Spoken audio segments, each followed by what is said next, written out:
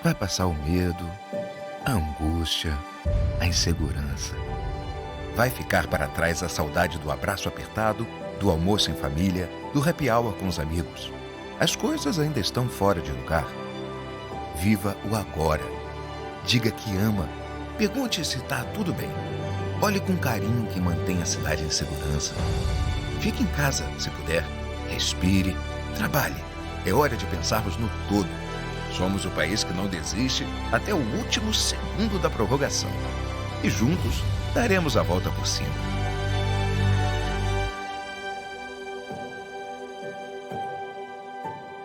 Tudo isso vai passar.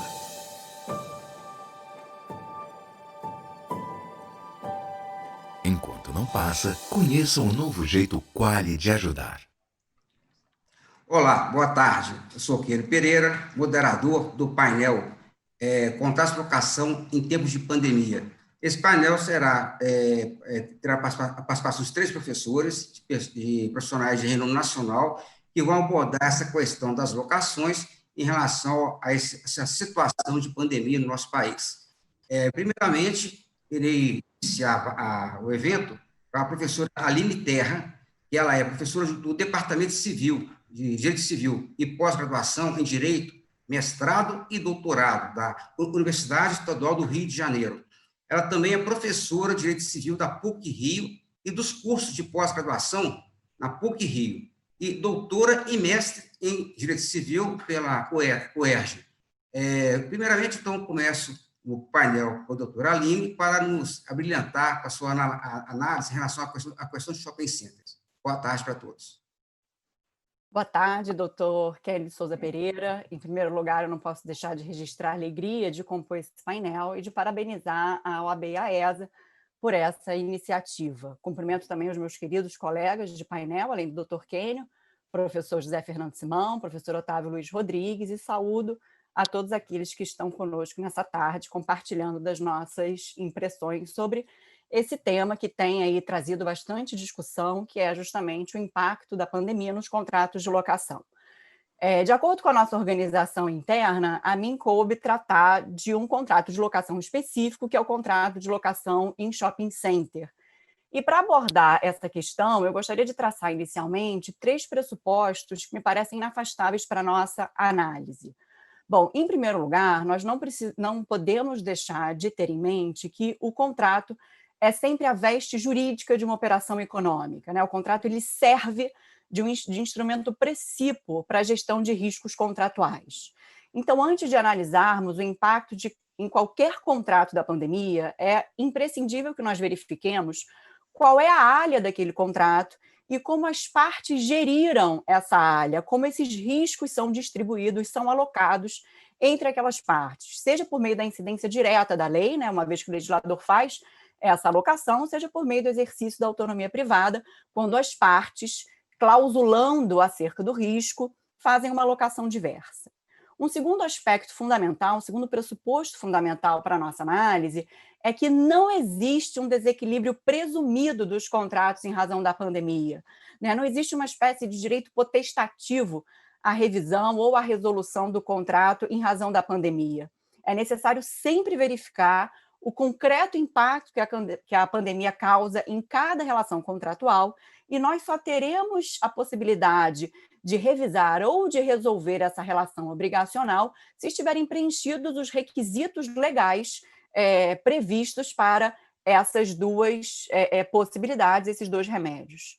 E, por fim, o nosso último pressuposto inafastável diz respeito à dimensão da crise que nós assistimos. Nós estamos diante de uma crise exógena sem precedentes, né? Eu digo que é uma crise exógena porque não é uma crise gerada pelo próprio processo econômico, ao contrário, por exemplo, que foi a crise de 2008.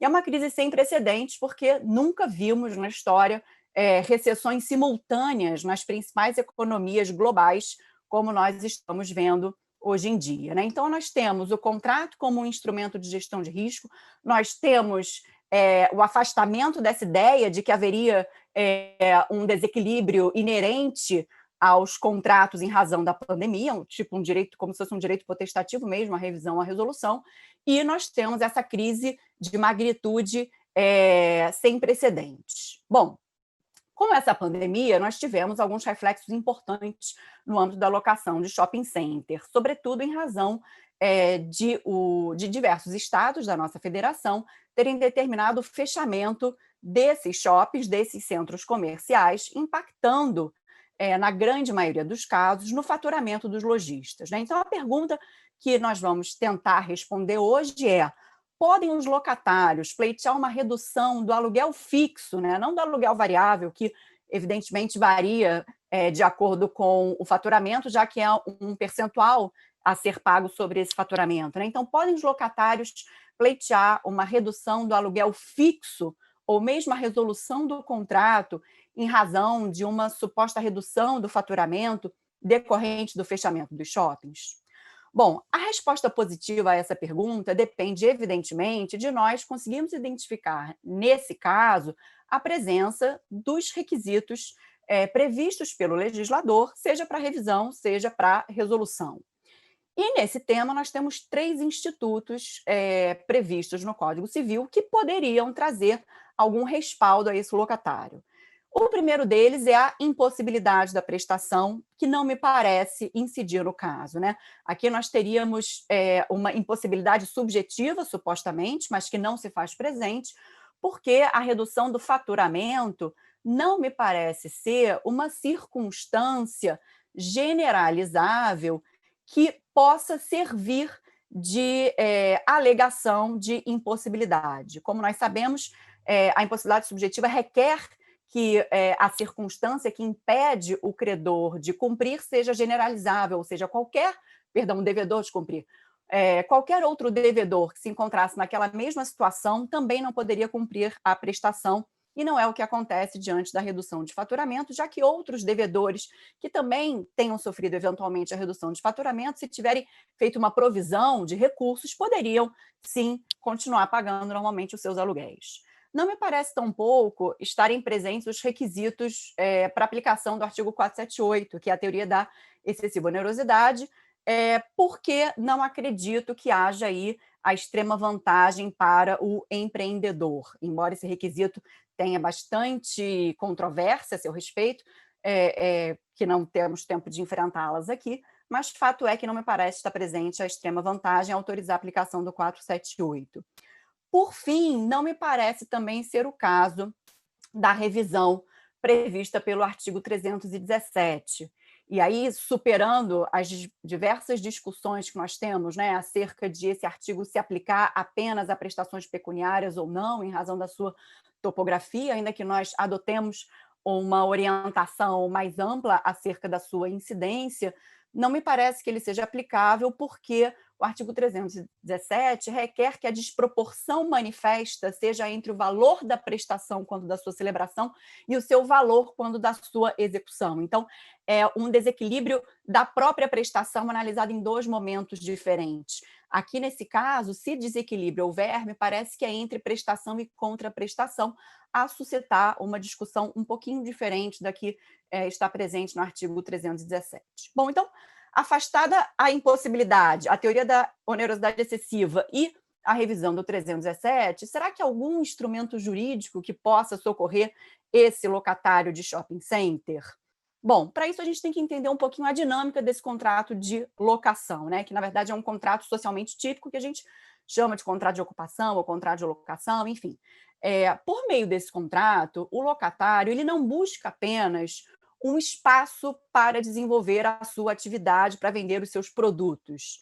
Ele busca esse espaço, ele aluga essa loja no shopping center, porque ele está à procura também de um pool de serviços, né? De uma gama de serviços oferecidos pelo empreendedor que, evidentemente, agrega valor à sua marca, agrega valor ao seu produto. Então, nesse cenário, o empreendedor assume não apenas a obrigação de transmitir a posse ao locatário e de conferir a ele o uso pleno do imóvel para que ele possa desenvolver ali a sua atividade, e observem, atividade essa que foi escolhida pelo empreendedor para ser desenvolvida naquela sala, né, naquela loja específica, a partir da programação do seu tenant mix, né? Então, é o legislador, perdão, é o empreendedor que define quais são as atividades que vão ser exercidas em cada loja, de modo a melhor atender o propósito daquele shopping quando ele organiza o seu tenant mix, né?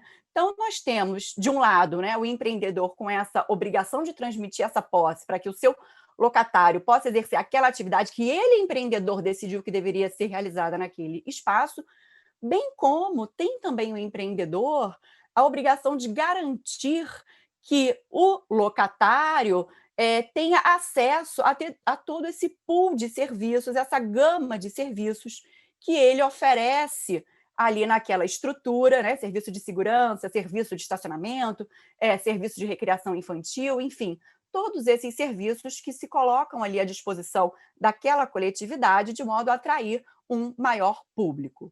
E o que acontece quando a gente tem o fechamento dos shoppings, né? Como é que esse fechamento dos shoppings impacta nessa dinâmica contratual? Em primeiro lugar, nós temos uma impossibilidade parcial de o empreendedor prestar toda essa gama de serviços ao seu lojista. Em segundo lugar, nós temos também uma impossibilidade parcial de o locatário exercer plenamente a faculdade de usar a sua loja, né, com a finalidade de exercer a sua atividade e comercializar o seu produto conforme consta do próprio contrato de locação. Então, há aí, a meu ver, tanto a impossibilidade de o empreendedor prestar a atividade a que se propôs, né? Atividade essa relativa à prestação de todo esse pool de serviços, quanto também a impossibilidade de locatário obter o resultado útil programado com aquele contrato de locação, que é justamente exercer a atividade que certamente constou do seu contrato de locação. Um parênteses rápido, parte dos autores preferem chamar a esse segundo viés, né, da impossibilidade de obtenção do resultado útil pelo locatário, como frustração do fim do contrato, né? Me parece que nós não precisamos importar essa teoria, mas, enfim, isso é uma outra discussão bastante longa. Me parece que se nós hoje temos o conceito de prestação, não só enquanto prestação atividade, mas também enquanto prestação resultado, como muito bem pontuado pela professora Judite Martins Costa, nós podemos nos valer dos artigos que tratam da impossibilidade da prestação atividade para aquelas situações em que a prestação resultado também se afigura impossível por um fato inimputável a ambas as partes, né? De modo que, nesse nosso cenário em que nós estamos discutindo aqui o contrato de locação de shopping center, não me parece haver dúvida que nós estamos diante, efetivamente, de uma impossibilidade parcial da própria atividade do empreendedor de oferecer todo esse pool de serviços ao seu locatário, com fechamento dos shoppings, bem como diante da impossibilidade parcial da prestação resultado, né, de exercício da atividade útil pelo inquilino, que já não pode ali desempenhar toda a sua atividade comercial como originalmente programado. Então, nós temos, em primeiro lugar, essa impossibilidade, que é, como já destacado, uma impossibilidade parcial, não é uma impossibilidade total. O lojista ele continua a ter algum uso do seu imóvel, pelo menos o seu estoque está guardado na loja, né? E o shopping continua também prestando, o empreendedor continua prestando alguns serviços, como, por exemplo, segurança. Então, é uma impossibilidade parcial e é, evidentemente, uma impossibilidade temporária, já que, como nós estamos vendo, as coisas estão aos pouquinhos retomando alguma normalidade e se espera que, em algum momento, tudo isso acabe e o shopping volte a funcionar no seu horário normal. Qual é o nosso problema? Nós não temos no Código Civil uma regra específica para impossibilidade parcial temporária, né? O legislador não previu essa solução. Nós temos o artigo 235 e o artigo 240, que prevêem não impossibilidade parcial especificamente, mas prevêem deterioração. E nós temos, no que tange ao contrato de locação, o artigo 567, que também prevê a deterioração do bem e que, a meu ver, pode ser aplicado por analogia ao nosso caso, né? Diz o artigo 567, só para nós recuperarmos aqui a sua dicção. Se durante a locação se deteriorar a coisa alugada sem culpa do locatário, a este caberá pedir redução proporcional do aluguel ou resolver o contrato, caso já não sirva a coisa para o fim a que se destinava. Bom, o artigo, evidentemente, trata de deterioração física do bem, né? Esse foi o escopo do legislador. Agora, na verdade, a deterioração física do bem causa uma impossibilidade parcial do objeto, né? Conduz a uma espécie de impossibilidade parcial do objeto. Então, retomando aquela ideia dita alguns minutos atrás, né? Se nós hoje temos uma concepção de prestação que vai além da prestação atividade e abarca também a prestação resultado, me parece possível, por identidade de rácio, que nós apliquemos o mesmo raciocínio presente no artigo 567 às situações em que há alguma impossibilidade de obtenção do resultado útil programado por parte do nosso lojista. Então, se o artigo 567 admite a possibilidade de redução do aluguel em razão da deterioração física do bem, né, se, a despeito da deterioração, ainda conservar alguma utilidade aquela coisa para o locatário, me parece possível também que nós apliquemos esse mesmo raciocínio, admitindo, portanto, a redução do aluguel, quando há não uma deterioração física do bem, mas uma espécie de deterioração, né, do resultado útil que esse inquilino pode obter com aquele contrato, em razão de ele já não poder, nesse momento, temporariamente, auferir todos os benefícios que o uso daquela coisa locada deveria lhe conferir nos termos do contrato. Bom, esse é um dos caminhos possíveis, né, diante da locação em shopping center. Fato é que ela não se aplica a todas as modalidades de locação.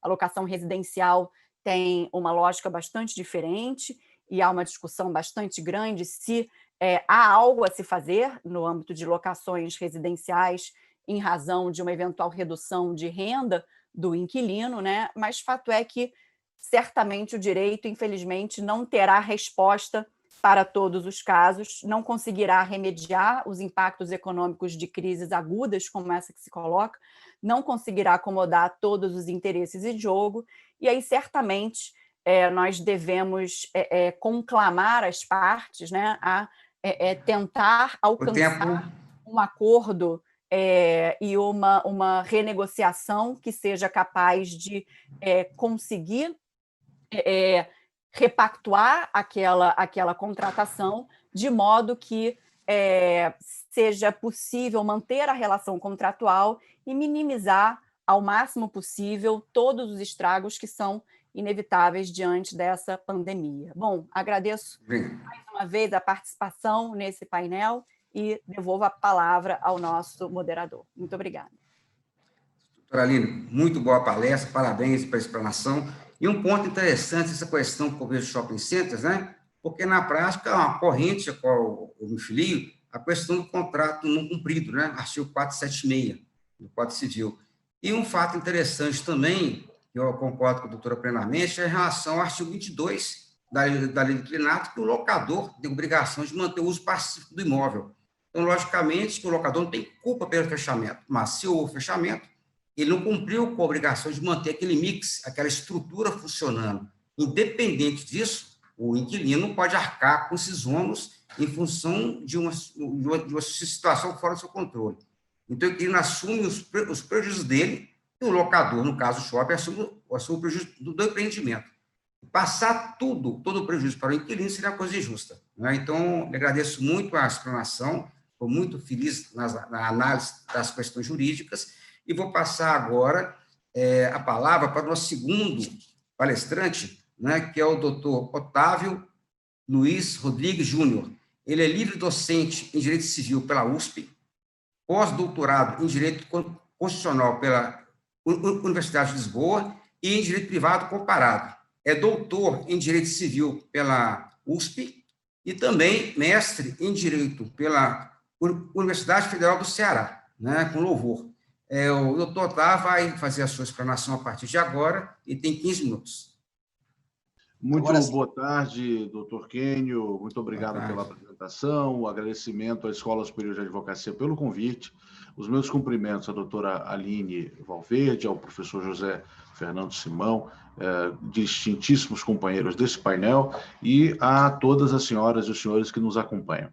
A minha fala dirá respeito à Lei 14.010 e os respectivos vetos, especialmente em matéria de locação e o modo como esta matéria deve ser interpretada diante da falta de uma previsão normativa. Inicialmente, eu gostaria de comentar um aspecto antecedente, que foi a ratio dessa intervenção legislativa. Em função da pandemia, em todo o mundo foram aprovadas legislações emergenciais, divididas em dois grandes grupos, um grupo menor, porém mais interventivo, que afetava basicamente contratos bancários, contratos de transporte aéreo e contratos de locação, criando dois mecanismos muito similares. O primeiro deles, a moratória unilateral, uma nomenclatura não muito técnica, mas é a mais adequada para o entendimento geral dos juristas e não juristas, e uma proibição à prática de atos judiciais tendentes à subtração da posse dos locatários.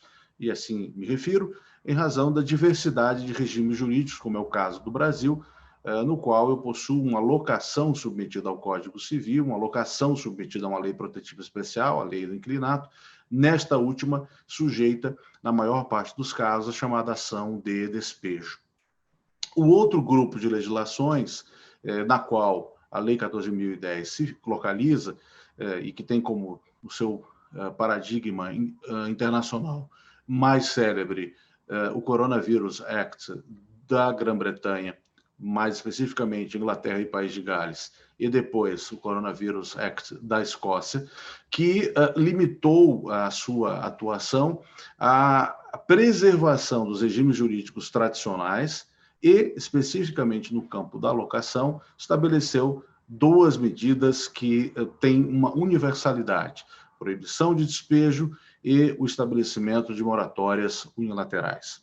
No caso brasileiro, a opção foi por esse modelo que é mais abrangente, porém menos interventivo, como já destacado. Havia a previsão de dois dispositivos, um deles relacionado à lei do inquilinato, mas amplamente distinguível para locações prediais residenciais e locações prediais não residenciais, fazendo com que a moratória unilateral se limitasse às locações prediais residenciais. Esse dispositivo caiu na tramitação já no Senado Federal, em razão de uma grita bastante significativa do universo de famílias que possuem a titularidade desses imóveis destinados à locação residencial. Estudos demonstram que a relação é 1 milhão, aproximadamente 1 milhão de famílias de locadores em face de mais de 10 milhões de famílias de locatários. A insurgência das famílias de locadores gerou um recuo por parte do parlamento com a supressão dessa regra de moratória unilateral. Em paralelo a isso, seguiu até o final do processo legislativo, aprovado por unanimidade por 2 vezes no Senado Federal e por 1 vez na Câmara dos Deputados, o artigo 9º, que vedava a prática de atos judiciais destinados à desocupação dos imóveis urbanos nas ações de despejo. Aqui se referem o artigo 59, parágrafo 1º, e os incisos 1º, 2º, 5º, 7º, 8º e 9º da Lei 8.245. Hipóteses essas que eu passo agora a destacar. O inadimplemento, e nesse aspecto a regra do inciso 1º é bastante óbvia, a perda superveniente do emprego, a sublocação extinta, o fim do prazo para substituição da garantia, o fim da locação com a ação para retomada do imóvel e o inadimplemento numa hipótese de locação sem garantias. Todos esses casos eram contemplados com esse impedimento do deferimento de medidas judiciais que conduzissem ao despejo até a data de 30 de outubro deste ano. O veto presidencial, por razões de ordem pública a esse dispositivo, invocou uma eventual propensão ao descumprimento generalizado das obrigações, colocando os locadores em uma posição de desvantagem. Esse veto, com todo o respeito que é merecida a atuação presidencial nessa fase do processo legislativo, pareceu-me injustificável, especialmente porque nós estávamos no artigo 9º, assegurando o direito fundamental à moradia e, mais do que isso, permitindo que aquelas pessoas que já sofriam os efeitos da pandemia pudessem, ao menos mantendo os seus espaços residenciais incólumes, tentar reorganizar-se economicamente para que o pagamento dessas obrigações eventualmente se mantivesse. Portanto, pareceu-me um verdadeiro contrassenso.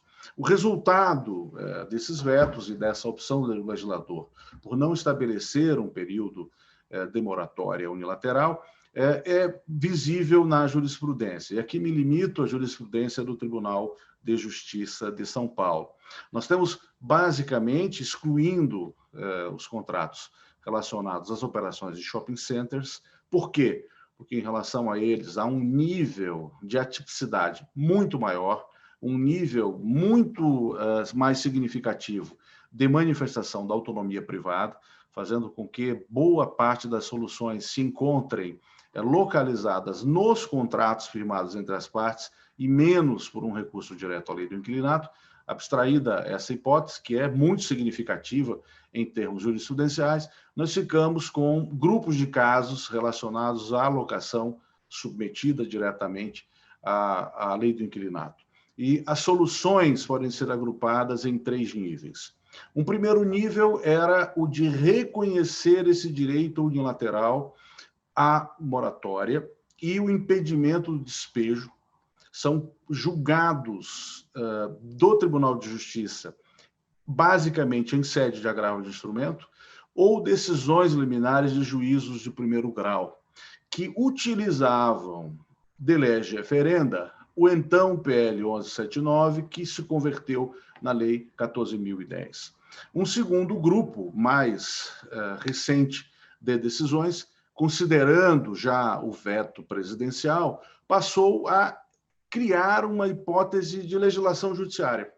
Cada vara, cada Câmara estabelecia a possibilidade de uma moratória unilateral, fixando-se em percentuais os mais variados, de 30%, 50%, de acordo com critérios muito específicos de cada decisão ou de cada acórdão, o que é algo que a lei tentou evitar, esse nível de discrição judicial que criava em cada vara, em cada Câmara, uma espécie de mini código ou mini lei do inquilinato.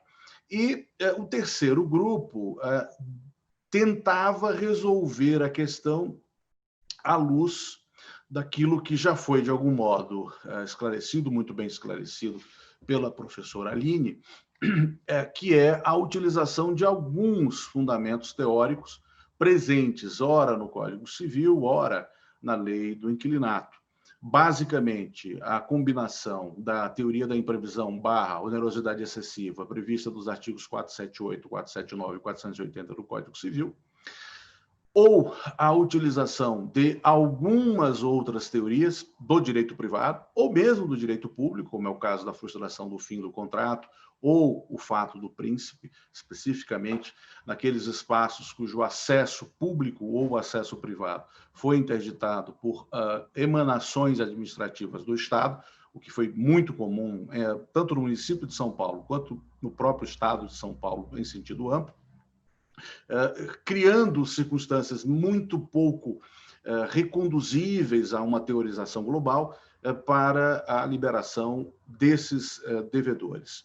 Portanto, este é o cenário que nós temos hoje em face da pandemia, rigorosamente colocado por uma falta de previsão legislativa específica para esse setor. Lembrando que, e isso também é importante destacar, quando nós falamos em lei do inquilinato, nós estamos tratando de um segmento do direito privado que foge, especialmente nas locações residenciais, ao modelo geral de simetria entre as partes. É um direito protetivo, em alguns países ele pesa muito fortemente a favor do locatário, como é o caso da legislação portuguesa herdada do período posterior à Revolução dos Cravos, ou ele é um regime que não tem um peso tão forte de proteção ao locatário, é um pouco mais equilibrado em relação aos direitos do locador. Mas é inegável que a locação predial sujeita a leis extravagantes dessa natureza, como a Lei 8.245, ela reflete uma ruptura de um modelo tradicional no qual a locação era reconduzida integralmente ao Código Civil. E ela tem um inegável caráter protetivo. Nesse sentido, a utilização de uma visão mais benevolente em face da crise a esses locatários, no regime específico das locações prediais residenciais, ele faz todo sentido em razão da pandemia. Isso não significa, e aqui faço coro às palavras da professora Aline, que nós estejamos diante, primeiro, de uma causa geral de exoneração do dever de pagar. A pandemia, por si só, não representa isso, não tem como representar. Evidentemente, existirão algumas aproximações tópicas, como, por exemplo, o caso fortuito, a força maior, mas isso é ligado ao próprio direito civil, que prevê essas possibilidades, mas não há uma aproximação imediata. Muito menos, pelo menos até agora, no direito brasileiro não existe essa possibilidade, a chamada exceção da ruína pessoal. A impossibilidade de pagar ou de prestar, no sentido mais amplo, decorrente da perda da condição econômica do devedor, se resolve por meio de técnicas que podem ser criticadas, inclusive há mecanismos de evolução da legislação, como o PL, que trata do superendividamento, são já tratadas, se houver um devedor comerciante, empresário, por meio das técnicas da falência e da recuperação judicial, se for um devedor não empresário, um devedor não comerciante, um devedor civil, a execução civil contra o devedor insolvente. As técnicas são as que se resolvem. Mas o que vai importar para o jurista, nesse cenário, é tentar enquadrar os efeitos jurídicos da pandemia a depender de cada regime jurídico específico naquelas soluções que a legislação já estabelece. Seja a lei do inquilinato, seja o Código Civil para as locações nela não compreendidas, seja um mix de normas dependendo de regimes atípicos. Portanto, essas são as minhas conclusões. Primeiro, o Brasil perdeu a oportunidade de dar um tratamento legislativo e uniforme e garantir uma interpretação do direito ordinário nacionalmente coerente, com o veto ao artigo 9º da Lei 14.010 e, de certo modo, com a opção do legislador por não permitir essa unilateral moratória, com as aspas necessárias. Segundo, o quadro jurisprudencial, ele precisará de um tempo ainda para sua consolidação, especialmente quando essas questões chegarem ao STJ.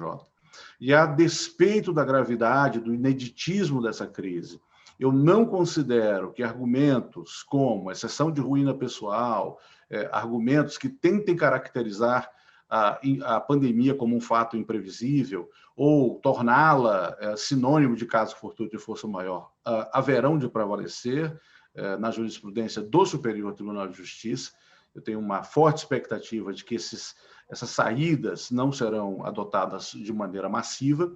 E, por fim, nós temos mecanismos legislativos próprios e adequados, tanto na lei do inquilinato quanto no Código Civil, como norma subsidiária, para a solução dos problemas decorrentes do inadimplemento das prestações locatícias submetidas ao regime específico da Lei 8.245. Eu agradeço à Ordem dos Advogados pelo convite, espero ter observado o tempo que me foi assinado e aguardo para a fase dos debates em que podemos enriquecer as conclusões aqui apresentadas com a visão dos meus ilustres colegas, professor Aline e professor José Fernando Simão.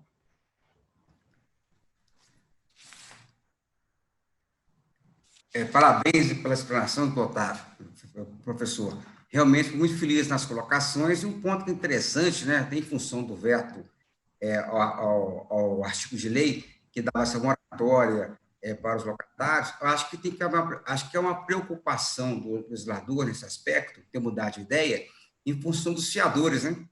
Porque, na prática, o fiador, geralmente, ele garante, ele é gracioso, e há um risco muito grande no crescimento da inadimplência, pode vir a comprometer até a casa própria do fiador. Então, às vezes, essa questão do moratória não foi, assim, talvez, tão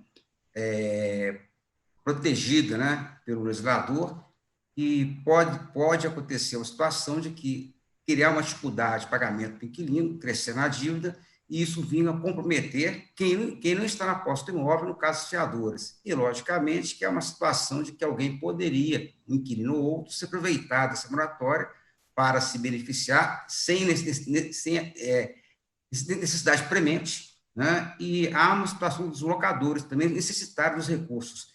A palestra é muito bacana e vamos passar para o nosso próximo palestrante.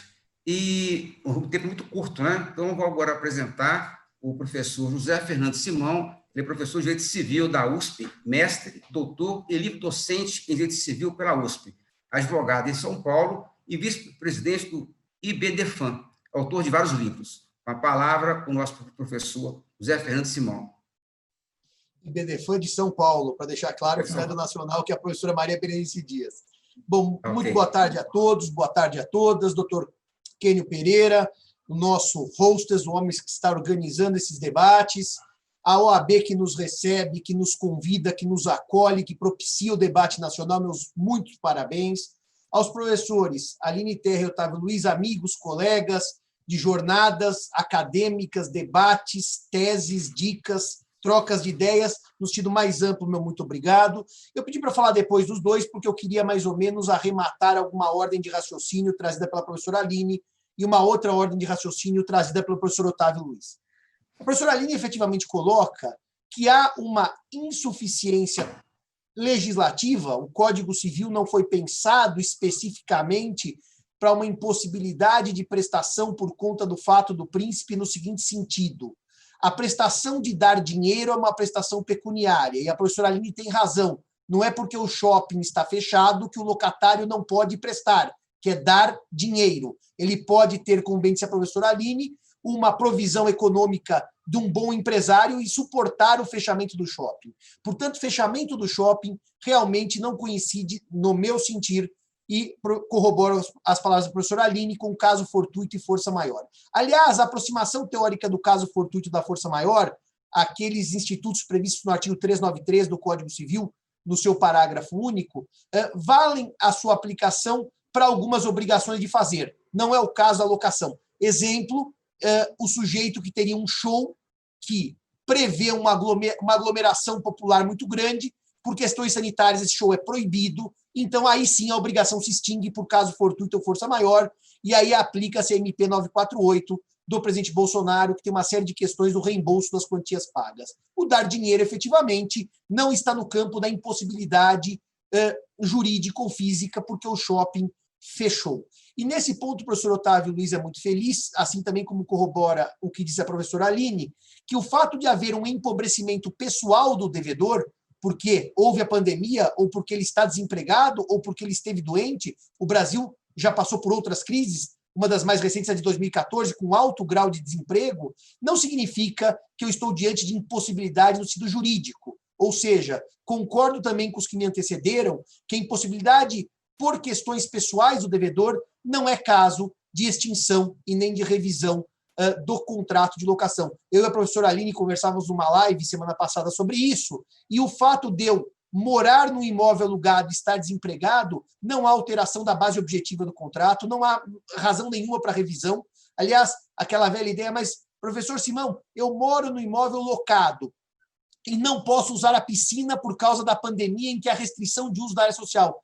Eu vou pagar menos pela locação. Não me parece que a sua utilidade nesse momento do imóvel fica reduzida sob hipótese alguma, que haja alteração da base do negócio. Pelo contrário, há um superuso do imóvel residencial no confinamento, já que eu não posso sair à rua, ou seja, eu tenho um uso acrescido do imóvel residencial, portanto, me coaduno com os meus colegas, professor Otávio e professor Aline, que não há que se levar em conta condições subjetivas do devedor. E, professor Otávio, coberto de razão, enquanto não houver o projeto, a aprovação da lei do superendividamento, os mecanismos são da velha falência das pessoas jurídicas empresárias ou da insolvência das demais pessoas jurídicas. Não vejo mecanismo outro senão esses. O meu ponto de discordância com a professora Aline, já publicado em artigo em que eu propus um diálogo com ela, chama exatamente isso, um diálogo com a professora Aline Terra e com o professor Fábio, com o professor... Puxa, travou. Com o meu amigo Fabinho, lá do Rio de Janeiro, eu só lembro o Fábio e não lembro o sobrenome. Com o Fábio, lá do Rio de Janeiro, é que... Fábio Azevedo. Fábio Azevedo, obrigado, Aline. Eu chamo de Fabinho, tem esses problemas da intimidade. É exatamente que me parece que a solução dada pela professora Aline é uma das possíveis, pela deterioração do objeto, não em termos objetivos, no sentido de físicos, de ruína, mas no sentido mais amplo de deterioração. Eu prefiro aplicar nessas hipóteses, aí sim discordando da professora Aline, a ideia de quebra da base objetiva do negócio, eventualmente numa certa aplicação não exata do 317, porque a professora Aline bem defendeu que o 317 exige um desequilíbrio das prestações, talvez ele não fosse o artigo mais adequado, mas como o artigo 478, que exige extrema vantagem para uma das partes, não tem aplicação sob hipótese alguma, porque o empreendedor, no caso do shopping center, não tem extrema vantagem com a pandemia. Ou o locador, no caso da loja de rua, que está fechada por razões de saúde pública, também não tem extrema vantagem com a pandemia. Talvez o artigo 317, lido a partir da ideia de Ertmann, da Alemanha, e de Karl Arens, da base do negócio, ele permita algumas reflexões que eu queria dividir com vocês. A primeira reflexão é que, mudada a base foi perdida porque ninguém aluga uma loja em shopping center, ninguém se propõe a ter uma atividade empresarial dentro do shopping center que estará fechado, sine die, ou pior, como lembra a professora Aline, agora que a atividade econômica retoma de maneira muito modesta. As pesquisas de vendas em shopping center indicam que os shoppings estão muito aquém do que vendiam antes da pandemia. Aliás, há um medo social de ingresso em ambientes fechados com ar-condicionado. Então, por essa questão da atividade estar cessada e agora com um equilíbrio econômico fortemente comprometido, eu sou daqueles que defende que é possível invocar a base objetiva do negócio para resolução contratual sem culpa das partes, sem pagamento de multa, e o lojista pode simplesmente ir embora resolvendo ou, no popular, rescindindo o contrato. Também acho que o professor Otávio tem razão que nas locações de shopping center, pela sua tipicidade e pelo seu detalhamento contratual, há sim mecanismos de solução e é um mercado maduro que tem enfrentado, como lembra a professora Aline na sua frase final, uma negociação amadurecida de condições contratuais. O que se vê é que, se no primeiro momento houve um certo assombro de lado a lado, alguns lojistas entrando com ações judiciais para revisão do contrato ou mesmo para moratória, por outro lado, os shoppings a curtíssimo prazo se reorganizaram, propuseram medidas para salvar o negócio dos lojistas, inclusive permitindo vendas à distância, o que é expressamente proibido pelo shopping center por causa do cálculo do aluguel variável, mas eu vi na prática essa tentativa de ajudar o desenvolvimento da atividade comercial do lojista e, portanto, nas ações de shopping center, o que me parece é que houve, no primeiro momento, uma precipitação de alguns lojistas e, num primeiro momento ainda, uma certa inflexibilidade de alguns empreendedores, coisa que a pandemia foi resolvendo. Então, eu não vejo o grande problema. Vejo o grande problema, sim, professor Otávio, no que você me diz e diz para a gente na locação residencial. E por que eu vejo um grande problema? Porque há um problema na locação residencial que é esse. Há efetivamente, como disse o professor Otávio, eu não conhecia o número, 1 milhão de pessoas físicas locadoras. Por outro lado, 10 milhões de pessoas físicas locatárias. E muitas vezes esse 1 milhão de pessoas físicas locadoras vive daquele imóvel, vive daquela renda, vive daquele aluguel. Então não quer negociar com o locatário nem revisão, nem redução. Muitas vezes o locatário desempregado efetivamente não pode pagar o aluguel. Parênteses rápido que eu faço. Há, nesse momento histórico, claramente o que a análise econômica chama de efeito manada. Gente que não precisa da revisão porque não mudou nada, nem de posse, nem de emprego, nem de redução de jornada, nem de nada, vendo que o vizinho conseguiu uma liminar para reduzir o aluguel e vai oportunisticamente ao judiciário pedir uma revisão do aluguel.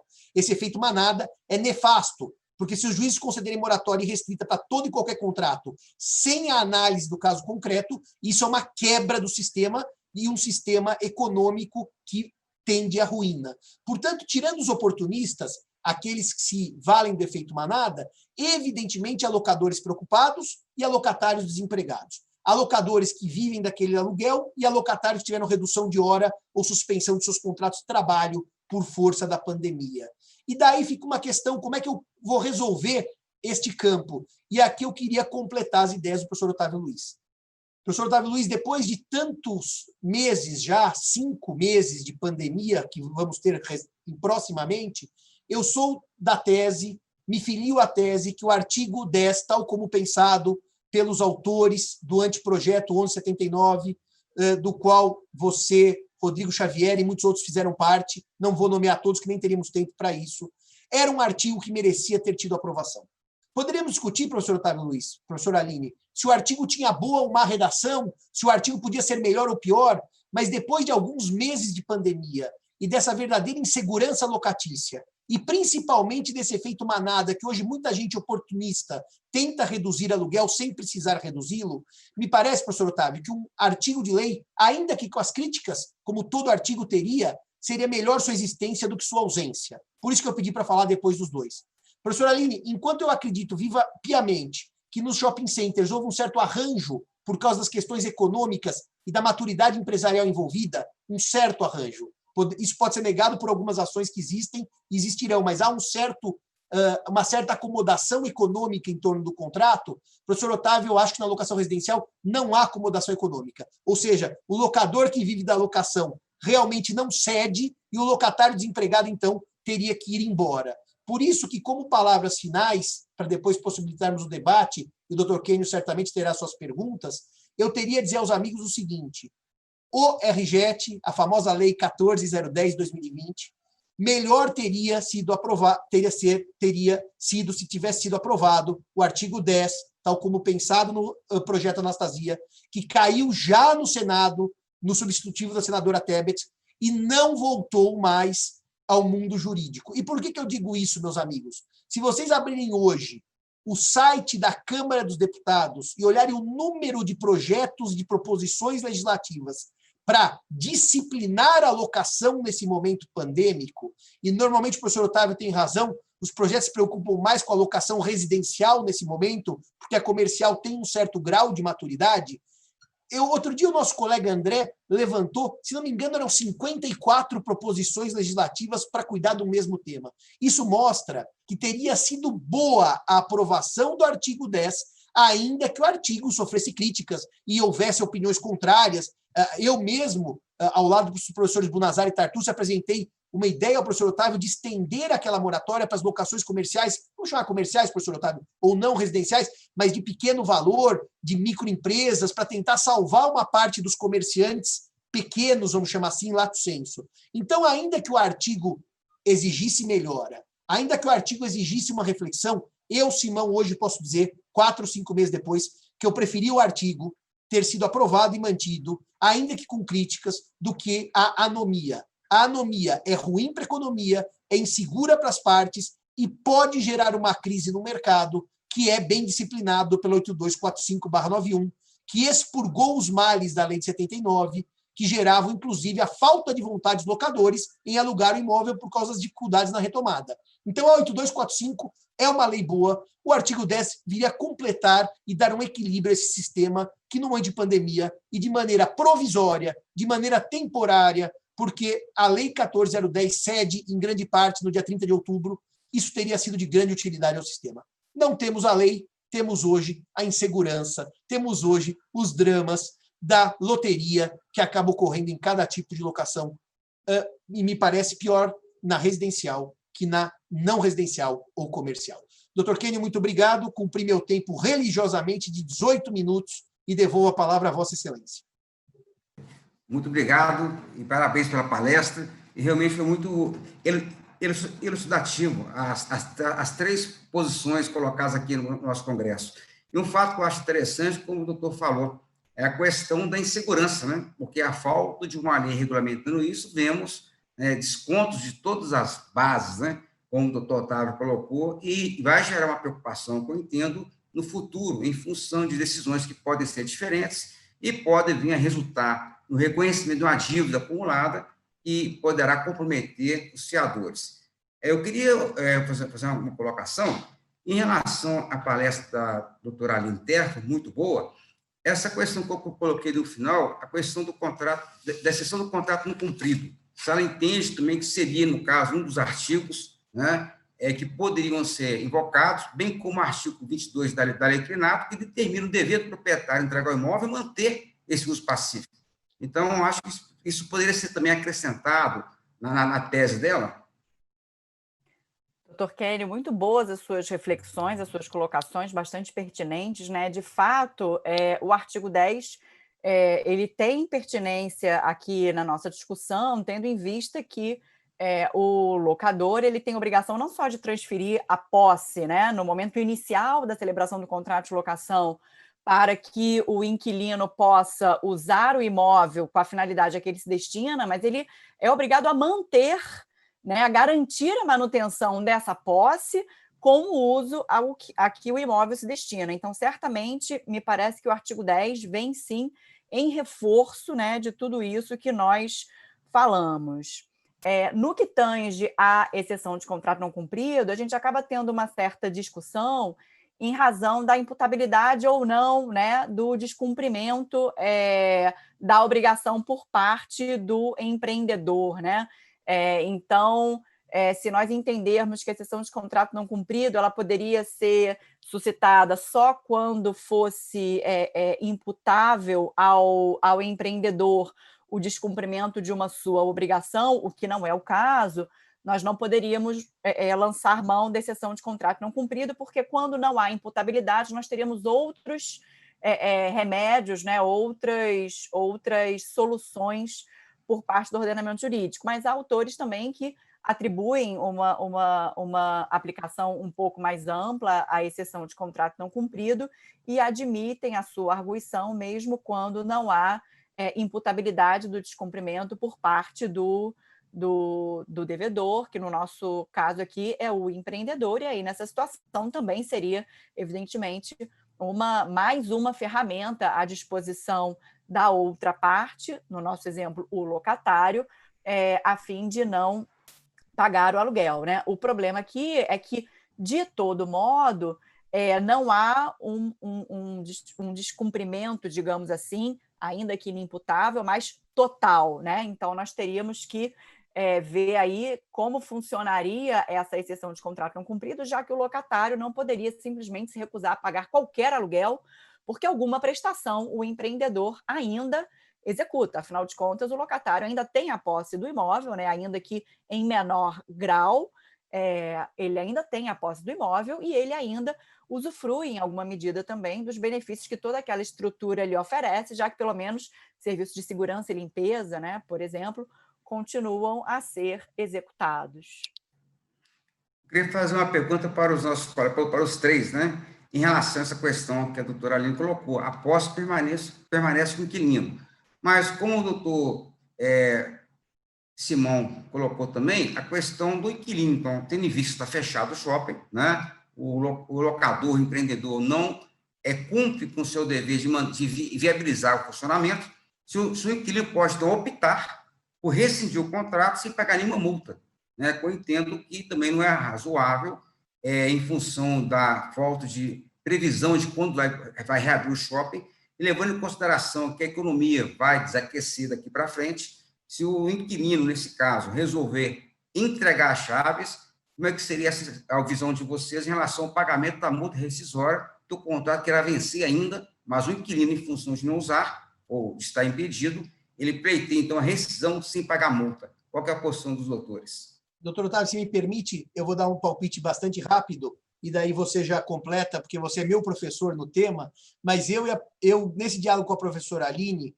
está até lá no meu Instagram, JF Simão, eu pus lá o artigo, eu queria dizer para vocês o seguinte, eu entendo que com essa mudança de base objetiva, obrigar alguém a manter um vínculo com um shopping ou fechado, ou com uma atividade econômica totalmente depauperada, a ponto de o shopping ter um faturamento pífio perto do passado, é justo motivo para resolução sem culpa e, portanto, sem pagamento de multa, sim. O locatário faria uma denúncia com 30 dias, como é natural na lei do inquilinato, e poderia sair sem multa. Eu entendo que essa mudança de base objetiva é suficiente para resolução sem pagamento de perdas e danos e sem multa. Agora ouço o professor Otávio. Eu creio que o moderador deve desligar os nossos microfones aí, eu vou ter que ficar mais atento. Muito rapidamente, que eu gostaria, professora Aline, doutor Kênio, de fazer um comentário à fala do doutor Simão anterior, mas rapidamente. Na prática, o que tem acontecido é um acordo de cavalheiros entre os shoppings e os locatários, no seguinte sentido: se você opta por não abrir a loja, os aluguéis não são cobrados, pelo menos na sua integralidade. A doutora Aline pode até me corrigir quanto a isso, mas em muitos shoppings tem havido essa negociação e a opção é de manter a loja fechada para não pagar, se não a integralidade dos aluguéis, mas uma parte considerável, de modo a que não ocorra essa ruptura, o que é perfeitamente factível pela própria lei do inquilinato, que permite esse nível de negociação, afastando as normas da lei do inquilinato para a prevalência da autonomia privada. Mas eu só queria fazer um comentário aqui, Simão, sobre a sua fala, que foi muito oportuna, e agradecer de público aqui a sua intervenção, do Tartúcio, do Bunazar, pela melhoria da Lei 14.010, é que no Brasil são 11 milhões e 700 mil famílias que têm gastos com locação. Esses dados são da pesquisa de orçamentos familiares. É um dado relevantíssimo para afirmar a relevância social e jurídica de normas protetivas como a que nós tentamos aprovar. E o próprio direito norte-americano, com o CARES Act, criou mecanismos de impedimento do despejo. Até um trabalho que foi publicado dizendo que a proteção do artigo 9º era insuficiente porque ela não impedia sentenças. Bom, aí é uma questão até de pouco conhecimento. Vai cair a live, vai cair o vídeo. Sim, então é só para fechar esse aspecto, a lei, ao impedir despejos liminares, alcançava, evidentemente, sentenças, e isso é uma verdade. Então, gente, acabando a live agora, né? É o evento, quer dizer, o nosso painel. Eu fico muito contente de poder ter participado com os doutores, né? E agradeço a atenção de todos, e realmente entendo que a questão é bastante relevante, mas pena que o horário nosso é muito curto. Então, agradeço aí ao doutor Aline Terra, ao doutor José Fernando Simão, ao doutor Otávio Rodrigues, né, pelas palestras, e estamos juntos aí nesse congresso, visando orientar os nossos colegas e aprimorar o direito. Muito obrigado a todos, e conto com a colaboração, com a participação de todos daqui para frente em relação ao restante do nosso congresso. Muito obrigado.